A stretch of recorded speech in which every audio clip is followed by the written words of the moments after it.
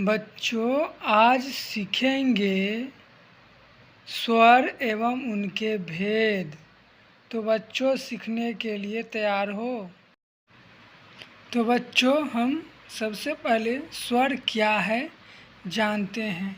जिन वर्णों के उच्चारण में वायु मुंह से बिना किसी रोक टोक और बिना किसी सहायता के बहती है उन्हें स्वर कहते हैं। हिंदी के स्वर कुल 13 हैं। अ आ हर्षई दीर्घई हर्षौ दुर्घौ रि ए ऐ ओ औ अंग अह।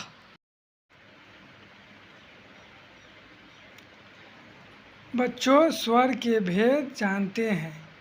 स्वर के भेद 3 होते हैं। सबसे पहले ई स्वर छोटे स्वर। जिन स्वर का उच्चारण कम समय में होता है उन्हें ई स्वर कहते हैं। उदाहरण अ ई उ री। दूसरा दीर्घ स्वर बड़े स्वर। जिन स्वर का उच्चारण अधिक समय में होता है उन्हें दीर्घ स्वर कहते हैं। उदाहरण आ दीर्घ ई दीर्घ उ ए ऐ ओ औ। प्लुत स्वर तीसरा। जिन स्वर का उच्चारण 2 मात्राओं से अधिक समय तक किया जाता है उन्हें प्लुत स्वर कहते हैं।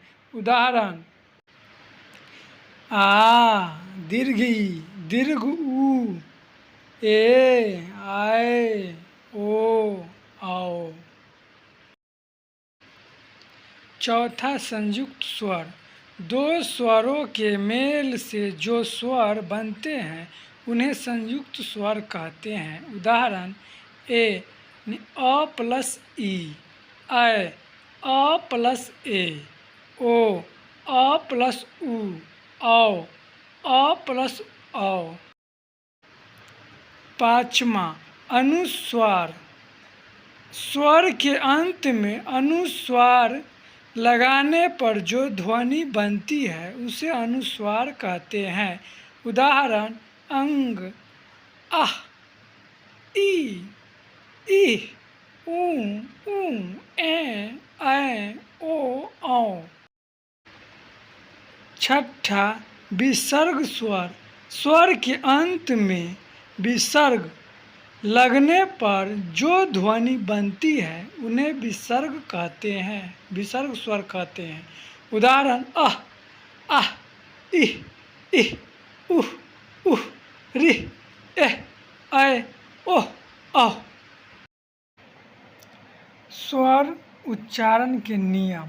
स्वर अकेले भी उच्चारित किए जा सकते हैं। स्वर के उच्चारण में वायु की धारा निर्बाध्य रूप से मुंह से बाहर निकलती है। स्वर हमेशा स्वतंत्र होते हैं।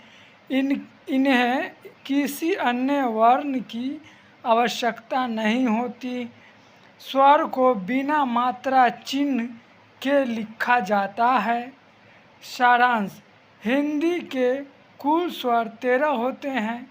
ई स्वर 5 होते हैं, दीर्घ स्वर 7 होते हैं और अन्य भेद संयुक्त प्लुत अनुस्वार और विसर्ग स्वर होते हैं। स्वर स्वतंत्र ध्वनियाँ हैं।